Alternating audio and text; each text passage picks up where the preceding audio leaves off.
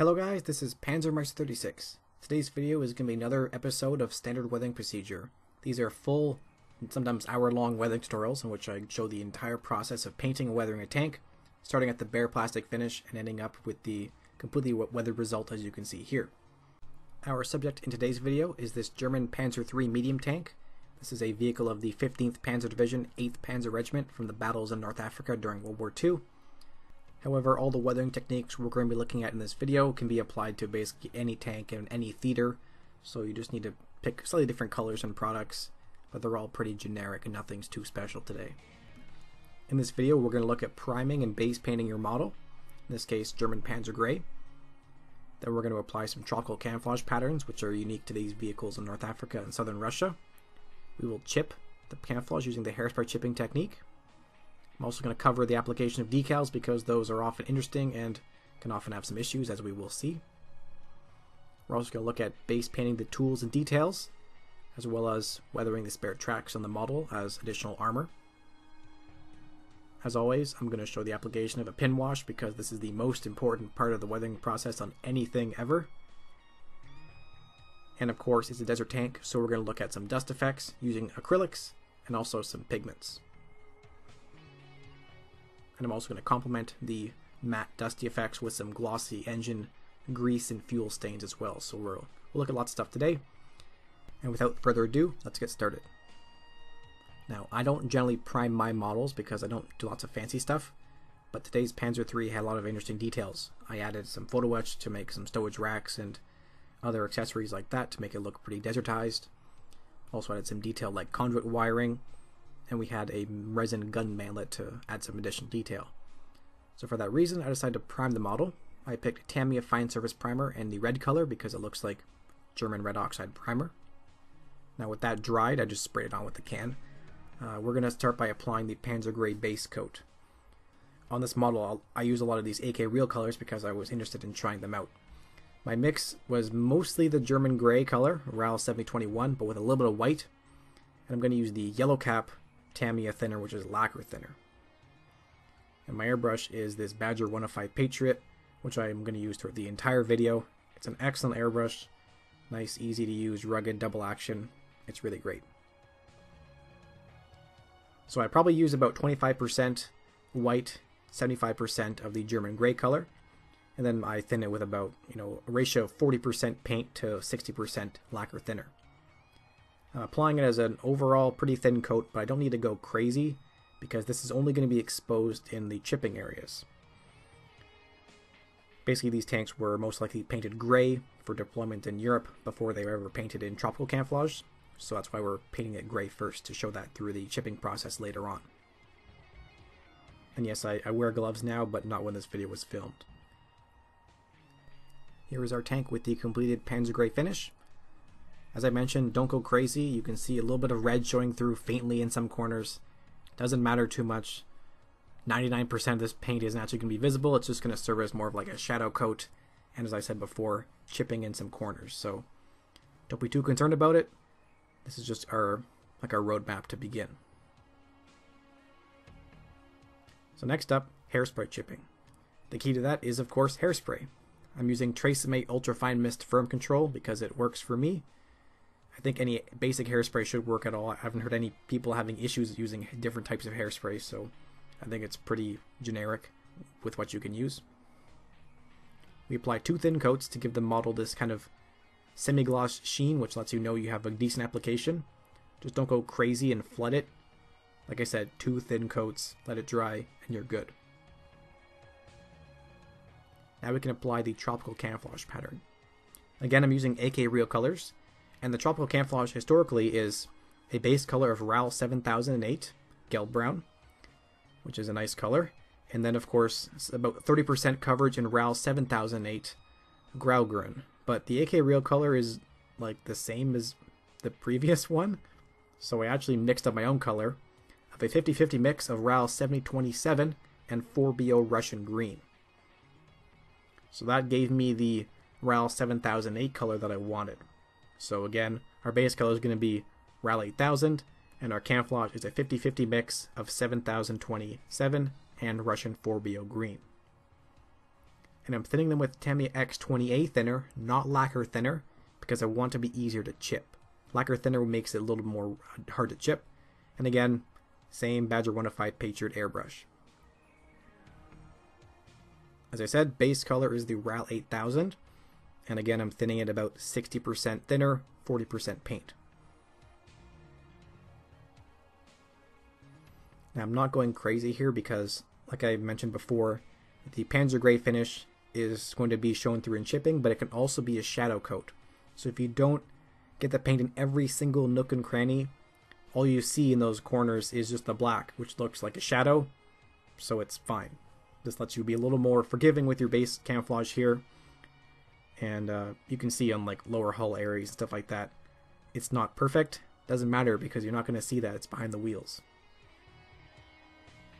Also, these camouflages were kind of applied in Italy, not to a high standard all the time, so you know some corners aren't going to get hit with paint historically as well.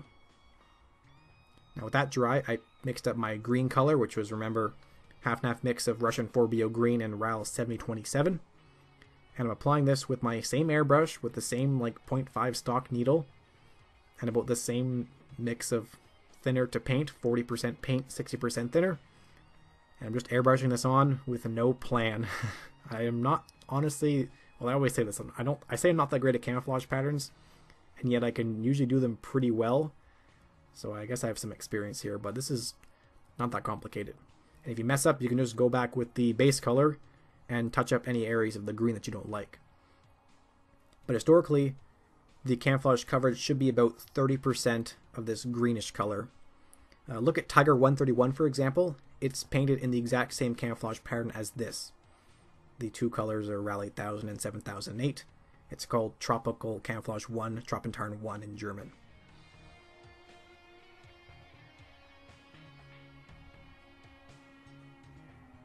And here's our completed model with the tropical camouflage. I think this looks awesome. I love this stuff. I'm probably going to do another desert vehicle because this camo pattern is pretty cool. Now, the key to the hairspray chipping effect is water and a brush, and also the hairspray we applied previously. The brush I always like to use is this here, which is a 1/8 inch angular shader by the Royal and Langnickel Zen 73 series. The brand doesn't really matter, but the brush type I like a lot for this. Basically, you get a little bit of water on your brush, and you just rub at corners and anywhere you want chipping. The water will soak through the top layers of paint, and it will encounter the hairspray, which will take off the top layers in any areas you brush, and it will expose the underlying paint, which was the German gray we applied previously. So I'm just gently rubbing at corners, and you know, you get this nice chipping effect. It's really, really cool, and this technique, hairspray chipping, is excellent for desert vehicles like this where you want to show an underlying camouflage pattern. You can also do it for normal chipping effects, and instead of a gray base color, just leave the red primer showing through, and you'll get some nice chipping effects there as well. As usual, I'm keeping my chipping in areas where that makes more sense, so around the hatches, the cupola, and raised edges and corners and stuff like that. I'm not going crazy because even though it's like a DAC tank and these usually got chipped up like crazy, I still want this to look kind of a little more recent and kind of toned down, so I'm just going a little bit less crazy than I did in my Panzer 1 previously, which is the last DAC tank I weathered for one of these videos. On the drive sprocket and idler wheel, I did the same technique, but I chipped them a little more heavily because I think that there'd be kind of like sandblasting going on there. Now this unit that I'm modeling, for some reason, painted the rubber areas of their tires white, so I'm going to model that by just spraying some AK flat white over the tires. Now remember, there's hairspray on top of the gray that you see here. The gray is going to simulate both rubber and Panzer Gray for us. So I'm applying the white over top of the rubber areas, and I'm going to chip it with my brush the exact same way as on the hull. A little bit of water and some gentle rubbing, and the paint will naturally kind of chip and flake off because you're basically chipping the tank like it would happen in real life. Now I'm going to paint the middle using this handy wheel mask. I think this is Alliance Model Works, but there's plenty of brands that make these. And remember, there's still the gray, the hairspray over top of the gray. So once the yellow is applied, I can chip at that and reveal the same color as I revealed with the rubber areas, but to the eye it's just going to simulate the Panzer Gray showing here. Here's our model with the completed chipping effects, and like I said, hairspray chipping is amazing for these desert vehicles because you get a lot of chipping really fast, faster than by mixing up paints and brushing it on, because you just rub it and it chips naturally. And also they look really great. They are really fine and in scale, and it's basically simulating real chipping because it's actually really chipping the paint. So if you have never tried this technique, I really recommend you do. It's a lot easier than you think it is, and it sometimes saved me some time, because if I were to paint this with a brush with a lot of gray paint, it would have taken me a ton of time. This probably took me like an hour to chip it. It's really fast. So if you haven't tried this, like I said, give it a try. With the tank painted and chipped, next step is going to be the markings. For brush chipping, I'd actually do the markings before the chipping, but hairspray chipping is a little bit different. So first up, we're going to need to apply a gloss varnish. I have X22 clear for that. I also have some microsol here, which is decal setting solution to make the decals fit to the surface nicer. I have a whole bunch of decals. The kit came with 2 sheets, but a lot of options, I guess. And to begin, like I said, gloss varnish. Now, there's a big idea in our hobby that a gloss varnish makes you have absolutely no decal silvering. It's not true, as we'll see, because you can apply a gloss varnish and have it not be smooth. But the idea there is to protect our chipping and to make the decals fit better to the surface and avoid decal silvering. So as you can see, the model is now nice and shiny. Now the next step is to put our decals in some warm water for like 30 seconds to a minute. After that time has passed, I take them out with my little tweezers and brush them onto the model. Now the decals I'm using here are for the specific unit, that is the 8th Panzer Regiment of the 15th Panzer Division. They had a fair amount of numbers and stuff on their tank. 514 is the actual vehicle number, which is, well, I guess, 5th Company, 1st Squad, 4th vehicle in the squad. Now we apply the microsol setting solution, and this softens the decals and makes them kind of fit and glue themselves onto the surface, and is supposed to avoid silvering. Now the 5 here is kind of like the 5 of the 514. It's just the company number of the entire unit. And this is applied the same way. Just brush it on. You can move around with the water a little bit. You have a couple minutes to move it around if you need. And then you apply the microsol to flatten out the decal and make it conform better to the surface. Now, like I said, I actually had some issues because my gloss varnish was not very smooth. These photos were with my phone, which is why they're kind of weird, but hopefully you can see that the shiny surface isn't actually that glossy. So it was a little bit unfortunate, but I managed to, with liberal application of microsol, eventually get rid of the silvering.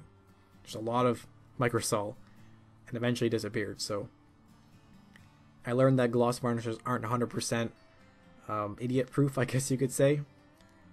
I'm going to do a video in the future all about decaling and dispelling some of the myths, but for now, as you can see, we've got the markings applied and the model's looking pretty good. Next up, I want to paint all the accessories on the tank. So there's a lot of stowage, spare track armor, and also a lot of tools and stuff like that on the tank that are already mounted. So for that, I have a whole bunch of paints and products, and instead of explaining them all now, I'm just going to go one by one for each use. So first up, we're going to be painting the wood areas of the tools, and for that, I love this paint, Panzer Aces 310 Old Wood. It looks perfect for German wood color. So I thin this with a little bit of water, because it's quite thick in the bottle, and I simply brush it on the wooden areas of the tools. Some people like to leave the tools separate for this, but then you have to paint the tool clamps and chip them and everything like that to match the base color of the tank. So I just do it like this, and it's honestly pretty easy. You can use like a card or like a sticky note and put it under the tools to avoid painting the fenders by accident.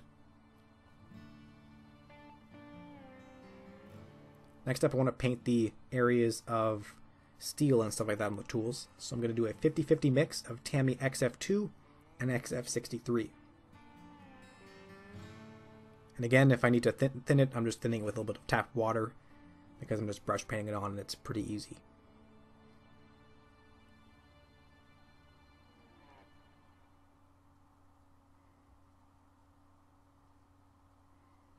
So some of the tools are entirely metal, some are only a little bit metal. And by the way, don't paint the fire extinguisher this gray color or red. They were always the base color of the tank historically. Next up, rear light is going to be painted with Tamiya X27 Clear Red. Again, thinned with a little bit of tap water. And honestly, looking at the footage close up, I did a really crappy job painting the lens here, but it looked alright in the end once I put dust over it, so we're just going to ignore that, I guess. Now we're going to use Tamiya XF72 to paint the areas of spare track, and also the wooden boxes and the tarp as well. Now I usually mix a little bit of black in with this, and I might have done so here, just a little bit of black to darken it up, but track color is kind of generic. You just need a dark brownish gray color for just kind of like oxidized dirty metal. I don't usually do rust here, but I'm just spraying this on. Again, usual like 60% thinner, 40% paint is what I use for airbrushing. And there we go. That was pretty easy. I didn't want to waste too much time by just going into a ton of detail there, because it's just basic painting and airbrushing, but the colors are important to some people. So as you saw there, basic wood and metal, and some tools like the S-hooks here, the big hooks that hold the tracks on there. Also things like the jack, and as I mentioned, the fire extinguisher, they were usually left the base color of the tank, not painted red or gray or anything like that. So if that's important to you, you can note that some tools are left the actual base color of the tank on German armor. So if you're still with us by this point, you're in luck, because we're at the most important part of any weathering procedure ever. We're going to apply a wash. This is an enamel Dark Rain Marks wash from Wilder, and I also have some Wilder enamel thinner to clean up any excess. I've got a little cup to put the wash into and a small brush to just apply it, nothing too fancy. Now the wash is the most important part, and its job is to make fake shadows around details. So I apply it around the edges of all the details. For example, I'm applying it around this weld seam here. You can be a little bit messy in your application, because that's what we're going to look at next. I'm just applying it, letting it flow. Now I take some enamel thinner, and I wipe most of it off my brush so the brush is just slightly damp, and then I can simply rub away any of the excess that I don't like that's kind of flown away from the actual weld seam onto the flat areas of the tank. I only want it in the crevices.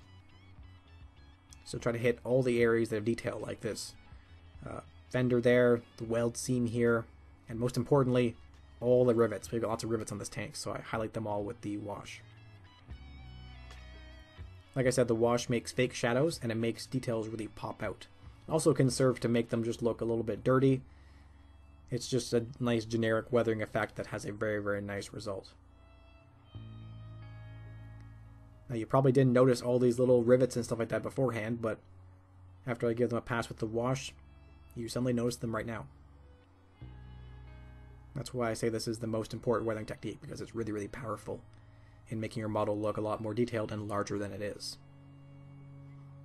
Again, any excess, just simply wipe it away with a little bit of thinner after the wash is dried for a minute or so. Really, really easy.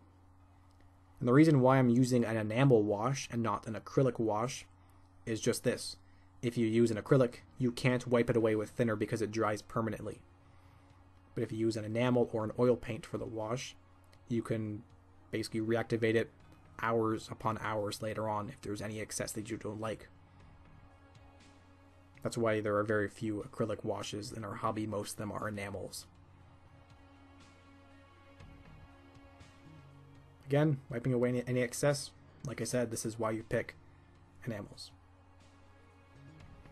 I apologize for I keep repeating that, but a lot of people always ask me in the comments, can I use an acrylic paint for the wash? And my answer is always, not really, because it doesn't really work. You can't wipe away any excess, and as you can see with a wash, you basically always get excess leaking out across the panels, unless you're super, super precise. But it's just so much easier and so much more forgiving to use an enamel or an oil paint here, because there's no real downside. You can just wipe it away easily if you mess up. I also gave the tools a pass with the wash because this makes them look a little dirtier, and also helps to make the wood look a little bit more wooden, like it almost has a little bit of a grain to it. Now with the wash applied, I hit the model with some Testors Dull Coat, which is a matte varnish. I just sprayed on with the can, and that makes the model flat and locks in our wash. And briefly, I also touched up a couple more details here that I forgot to before.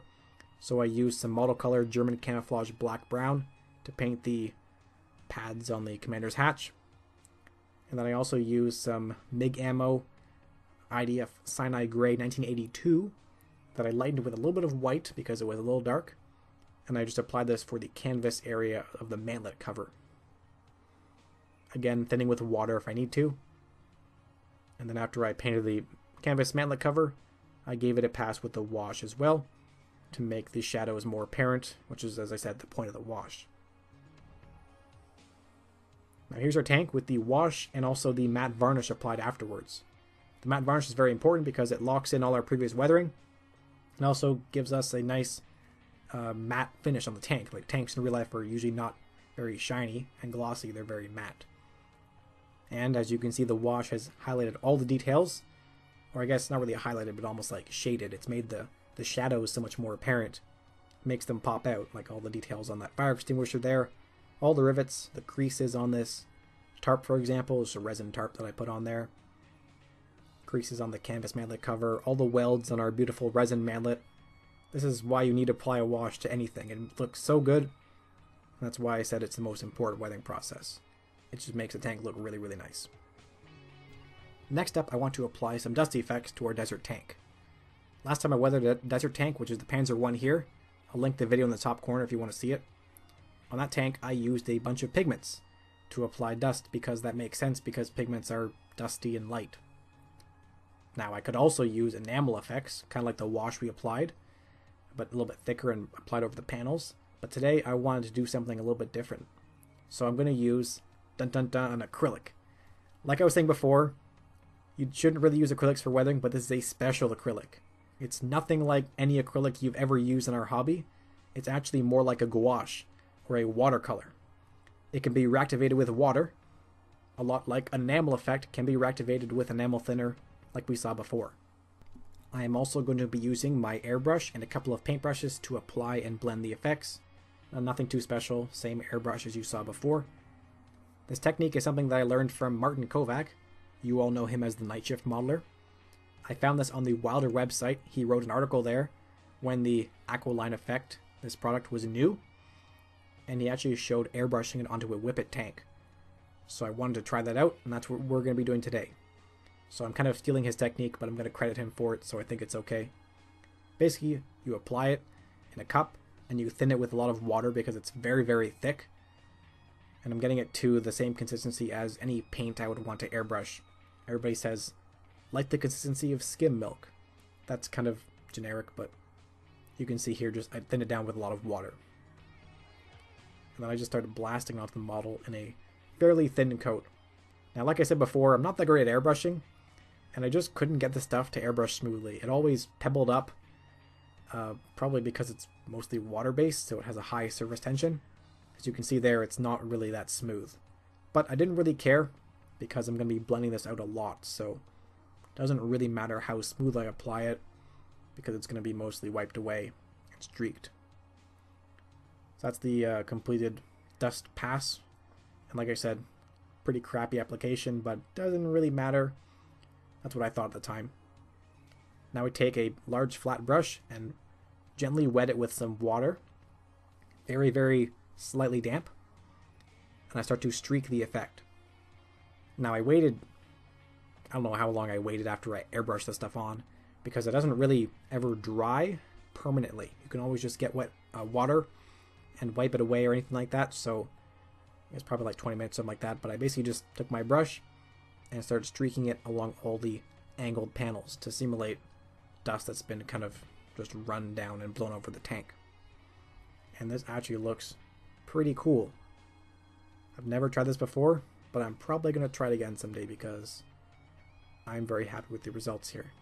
It gives an overall kind of dusty tint, but also by blending it like this, you get some subtle streaks as well, which makes it look like, you know, it's been worn away, just kind of blown around. You know, in areas like Tunisia, it does actually rain. It's kind of more rocky and arid there than it is sandy. So not all desert tanks are equal. As with most times you're trying a new technique, I did some touch-ups. So on flatter areas, I applied more of the effect afterwards. And same kind of thing on the engine deck here, because I wanted more built-up dust on the flat areas. Also, some areas where the crew walked around, I applied it with a brush to make some streaks.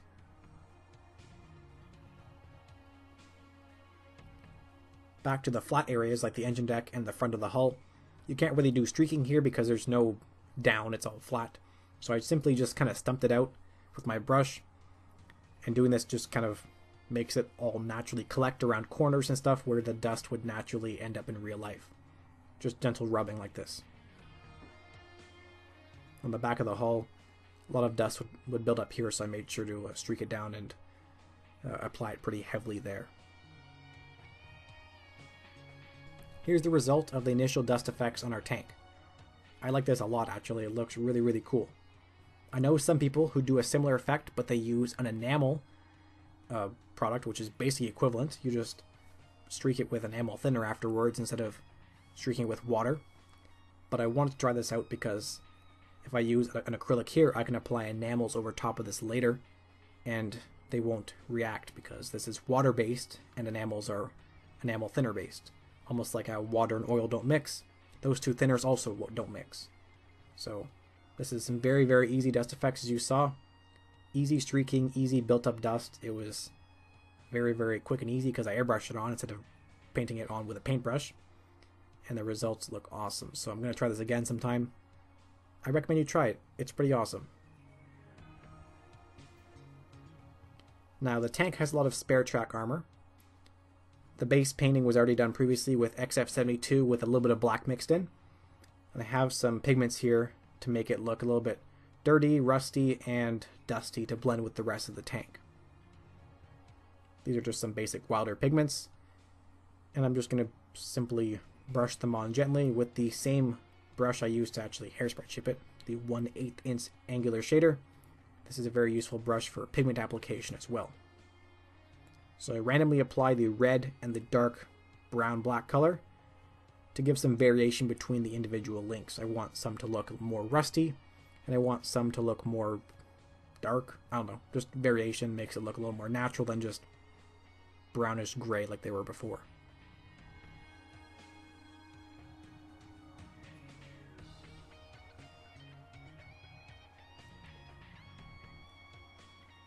Don't go crazy with rust. Tanks often didn't get that rusty. I guess spare tracks is probably one of the only places you can put rust that is realistic. Some people like to do rust because it looks cool. It does. I have a more realistic interest in my models, so I often avoid lots of rust, but this is one of the places where I can apply a little bit of it at least. Now after that's done, I apply the dusty pigment by kind of tapping it off my brush and then stippling it downwards. That gives some variation, because depending on where the pigment lands, you'll get more dusty built up areas. I often do this with pigments when I'm making dust and dirt effects, because I find it naturally gives you some kind of variation and avoids overloading the surface with a ton of pigment right away. Just something I like to do.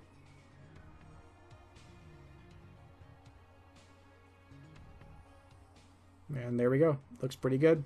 Basic kind of rust and dust.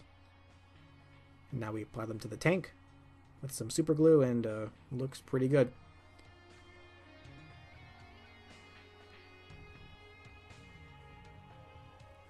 This spare track armor is kind of like the name suggests, sometimes put on as actually armor plating, or to add armor to the tank. Kind of works, kind of doesn't. Now for the running tracks, the tracks on the hull, I already applied the Aqualine effect, which is what we applied to the rest of the tank at this point. I did the same process. I painted on with a brush, or maybe my airbrush, I don't really remember, and I just rubbed it with some water to make it collect in the corners.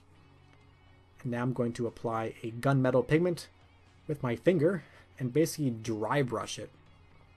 I'm just going to rub my finger over the raised edges, and this will simulate the polished metal highlights on the track. Because the exposed edges that are always getting ground into the ground, they get often polished and worn to a natural metal finish. Then I put the idler wheel in the track, and then I start to apply it on the tank. Now the wheels are separate, but I find it's easier to put the track on if the wheels are already kind of mounted. A little bit fiddly, but you can do this no problem. Just takes a little bit of work to make everything pop into place. I should point out that the tracks are not, like the wheels and tracks are kind of articulated into a not flat position. This model will eventually be on a diorama, but right now it doesn't have one, so the tracks aren't perfectly flat along the bottom. People have already probably posted in the comments by this point. It's fine. Don't worry about it.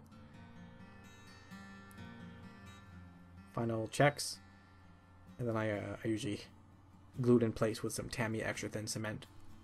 And there we go. Spare tracks weathered and added, and also the running tracks now added onto the tank. It's basically entirely weathered. The dusty pigment we applied over top of the rusty pigments on the spare tracks really helped them blend in with the rest of the dusty effects on the hull by this point. I think actually looks really, really awesome considering how easy that was to apply. And also the running tracks now have a nice dusty effect and also metallic highlights, which is really important for the wear and tear on the tracks. So by this point the model's looking pretty good, but there's a couple more touches I want to add. I want to add some fuel stains and other glossy effects to the tank. I'm going to use the Wilder enamel nitroline grease effects and also some enamel thinner to clean it up, very similar to the wash we did earlier on. I also have more of the Aqualine to do more built up dust that kind of sticks around the fuel stains. You don't have to do this, but I wanted to make the model look a little bit more interesting. And the special enamel effect I'm using here, the grease actually has kind of like a gloss effect. So when it dries, it's a little bit shiny. And that just adds some interest to your tank. Kind of similar to the metallic highlights, although tracks look shiny. This adds some interest. It kind of contrasts with the matte dust effects everywhere else. Very similar to the wash, after I've applied the enamel, I can clean up any excess and smooth out edges by applying some enamel thinner with a brush. Just a little bit of thinner, don't flood it. Just get your brush very lightly damp, and you can just kind of rub at the edges and smooth it out however you'd like.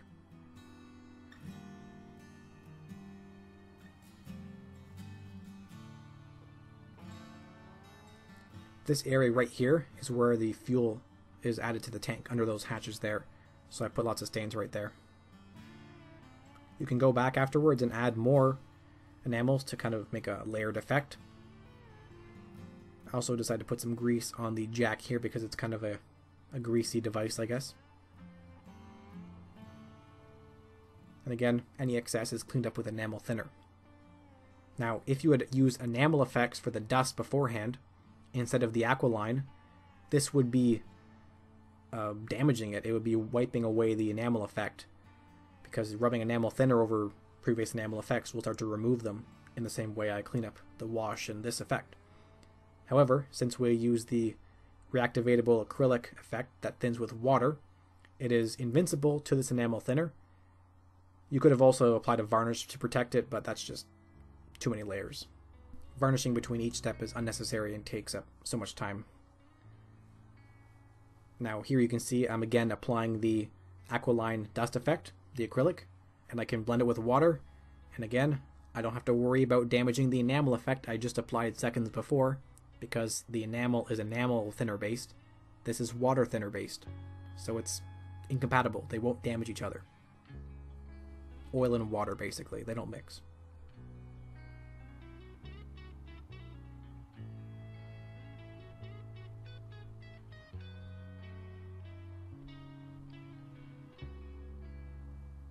Like I said earlier, I'm just applying the dust effects here to simulate dust getting caught up in the sticky fuel stains. Just kind of an artistic touch, but I think it looks kind of interesting and highlights the darker effect with some dust next to it. If you're ever watching a restored tank running, take a note at how much actual grease and crap there is all over it. Tanks are very, very oily, and so adding some of these nice fuel stains and other effects like that make it look realistic, make it look dirty, and also add some nice kind of specular shine as well. So It's a very, very easy way to make your tank a little more interesting. At this point, the tank is basically entirely weathered. However, I decided to add a little bit more dust to some areas. This is a desert tank. It should be pretty dusty. And currently all we used for the dust was that Aqualine acrylic effect.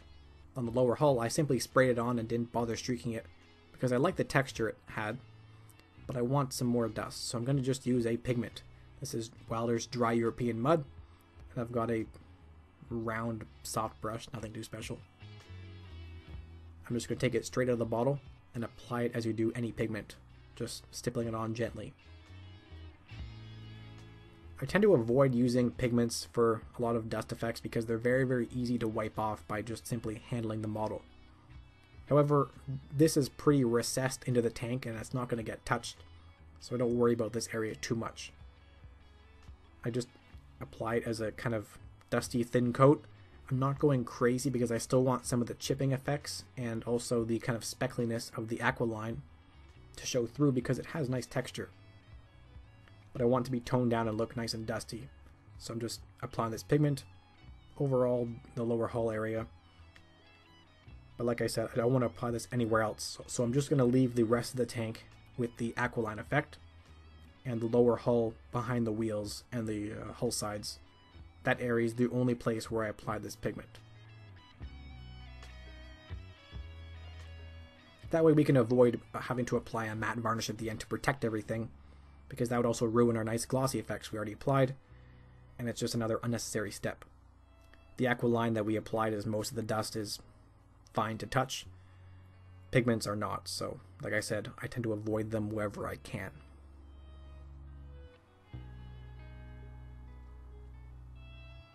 And there we go. That's our now actually completed dust effects. The Aqualine pebbliness still shows through and I think it looks awesome. It gives us some great texture. And now we have actually like a nice dusty tint to the tank on the lower areas where a lot of dust really gets kicked up in real life. If you see photos of these DAC tanks, they are really, really dusty. So don't be conservative here. You can really dust them up. You can afford to let loose and have a little bit of fun with your weathering there. And now our tank is complete. Now if this doesn't look like a DAC tank, I don't know what is. This is a dusty, dirty Panzer III with spare tracks and stowage all over it. Nothing says DAC like that. I had a lot of fun weathering this, and as you saw, I actually used precisely 0 oil paints. People often think that I'm crazy with color modulation and oil painting. I didn't even bother with any of that here because it would have all been lost behind that dust effect. The dust effect really toned everything down, and so doing that would have just been a waste of time, waste of paints and products, and would have made this video super, super long, and it is definitely long enough right now. But I guess I should kind of start wrapping this up because the video is finished. As always, hope you guys enjoyed it. Hope you learned something new. If you're trying to do a desert tank, hopefully this was helpful and inspirational. As you can see, you don't need a ton of crazy products to do a fairly decent job weathering a tank. Don't need oil paints actually, as you saw here. This tank was actually built as a buddy build with one of my good friends, Mr. Hamilcar Barkis. He's another YouTube scale modeler just like me. He's one of the guys who inspired me to start making these videos like 6 years ago. And we both built these Panzer IIIs, and we both had a lot of fun weathering them as well. So that's what I did today. As I said, hope you guys enjoyed it. Hope you learned something new. If you have any questions or comments, post them on below. I always read through them all. Huge thanks to the Patreon and PayPal supporters. Those guys give me a little bit of money every month, which helps me buying the paints and products that you guys see in these videos. It also helps me to, afford to have time to do this kind of stuff, because it doesn't take, well, it takes a lot of time to edit these videos, but I do enjoy it. I do enjoy helping out people with my passion of weathering. Like I said, hope you enjoyed. I will see you next time. Goodbye. Happy modeling. I'll see you next week.